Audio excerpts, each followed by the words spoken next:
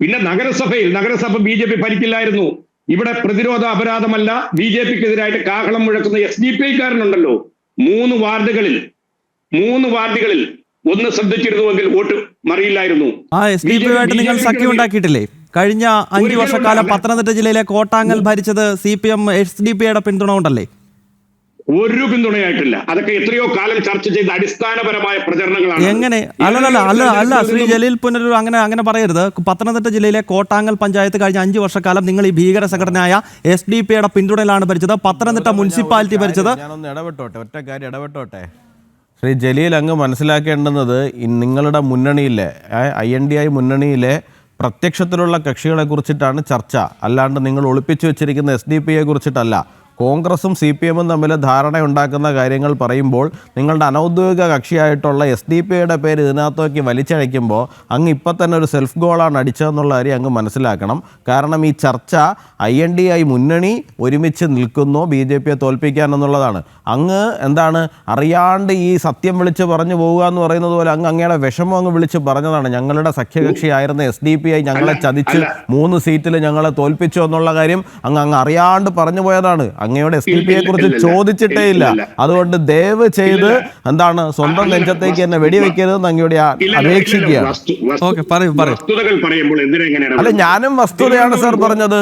ഇവിടെ ചർച്ച ഇതല്ല ഗൗതമേ, ഇവിടെ SDPയെ കുറിച്ചായിരുന്നോ ചർച്ച? അല്ലല്ലോ, INDI മുന്നണി ഒന്നിക്കുന്നോന്നായിരുന്നല്ലോ.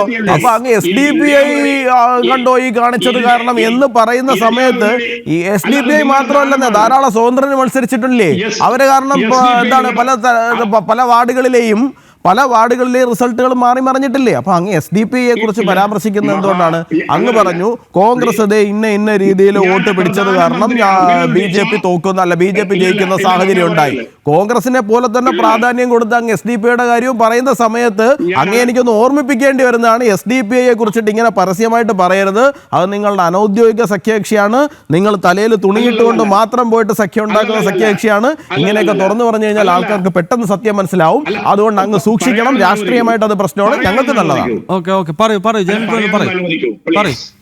തിരുവനന്തപുരം നഗരസഭ എന്ന് പറയുന്നത് ദേശീയ ശ്രദ്ധയാകർഷിച്ച ഒരു തെരഞ്ഞെടുപ്പ് ഫലമാണെന്ന് പറഞ്ഞത് ഞാനല്ല.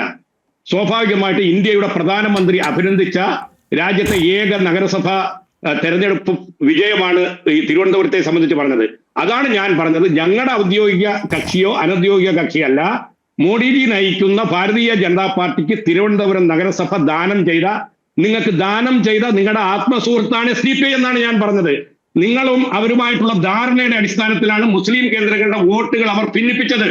ആ ഭിന്നിപ്പിക്കുന്ന പല കാലഘട്ടത്തിലും വോട്ടുകൾ ഭിന്നിപ്പിച്ച് BJPക്ക് അനുകൂലമായി നിലപാട് സ്വീകരിക്കുന്ന ഒരു കക്ഷിയാണ് SDPI എന്ന് ഞങ്ങൾ ഉറച്ചു വിശ്വസിക്കുന്നു.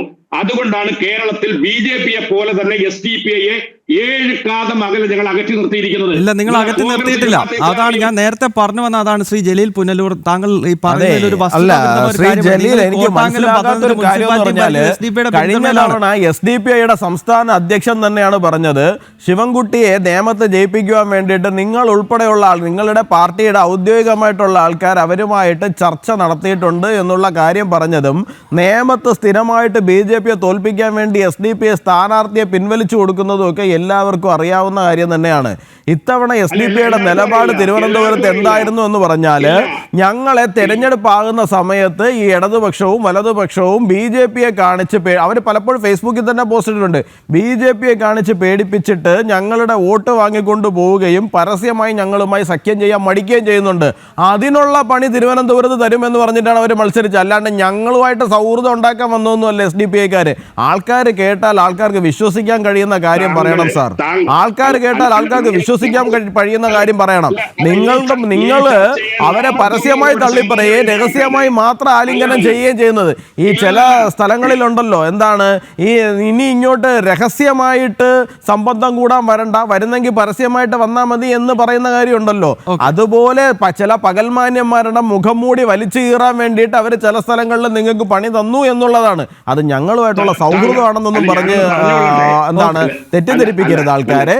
പറയാനുള്ള കാര്യം യാഥാർത്ഥ്യ ബോധത്തോടുകൂടി ജനങ്ങളോട് പറയാം, അവർക്കത് മനസ്സിലാവും. അല്ലല്ല, ഞാൻ ഈ തങ്ങളോട് ഒരു കാര്യം പറയാനുള്ളത്, ഈ ഫാസിസ്റ്റ് ശൈലി BJPക്ക് ഉണ്ടെന്ന് എനിക്കറിയാം. അത് കാണുന്നവർ മനസ്സിലാക്കും. താങ്കൾ ചർച്ചയിലൂടെ ആരും ഇടപെട്ടില്ല. എനിക്ക് ചെറിയ ഒരു ഊഴമാണ് ആകെ കിട്ടുന്നത്. അല്ലല്ല, അങ്ങ് പറഞ്ഞു കഴിഞ്ഞതിന് ശേഷം അതിനകത്ത് ഞാൻ ഇടപെട്ടോട്ടെ എന്ന് ചോദിച്ചിട്ടാണ് ഇടപെട്ടത്, അല്ലാണ്ട് ഞാൻ അതിനകത്ത് കയറി ഫോഴ്സ്ഫുള്ളി ഇടപെട്ടിട്ടൊന്നുമില്ല. ആ പറഞ്ഞ വിഷയം അങ്ങ് SDP യുടെ വിഷയം അങ്ങ് എടുത്തിട്ടു, സ്വാഭാവികമായിട്ട് എനിക്ക് മറുപടി പറയണം, അത്രേ ഉള്ളൂ. അതൊരു പൊളിറ്റിക്കൽ പാർട്ടിയല്ലേ ഇന്ത്യ രാജ്യത്ത് രജിസ്റ്റർ ചെയ്യപ്പെട്ട്, അത് പറയരുത്. പിന്നൊന്ന്, താങ്കൾ അടിസ്ഥാനരഹിതമാണ് കാര്യങ്ങൾ വിലയിരുത്തുന്നതോ വിളിച്ചു പറയുന്നതോ എന്നുള്ളത് ഈ ചാനൽ കാണുന്ന ആളുകൾക്ക് ബോധ്യമാകട്ടെ. ഓക്കെ, താങ്കളുടെ വാദം ഞാൻ മുകളിലേക്ക് എടുക്കുന്നു. 2020 ശിവൻകുട്ടിയെ SDP ആണ് അവിടെ വിജയിപ്പിച്ചത്. അങ്ങനെയുണ്ടെങ്കിൽ 2016 തെരഞ്ഞെടുപ്പിൽ നേമം മണ്ഡലത്തിലെ SDP ലീവിലായിരുന്നു എന്നാണ് ഞാൻ ചോദിക്കുന്നത്. അല്ലെങ്കിൽ അവർ അന്ന് വോട്ട് മറിച്ച് രാജഗോപാൽജിക്ക് അനുകൂലമായിട്ട് വോട്ട് ചെയ്തു എന്ന് താങ്കൾ പറയാതെ പറയുകയാണ്.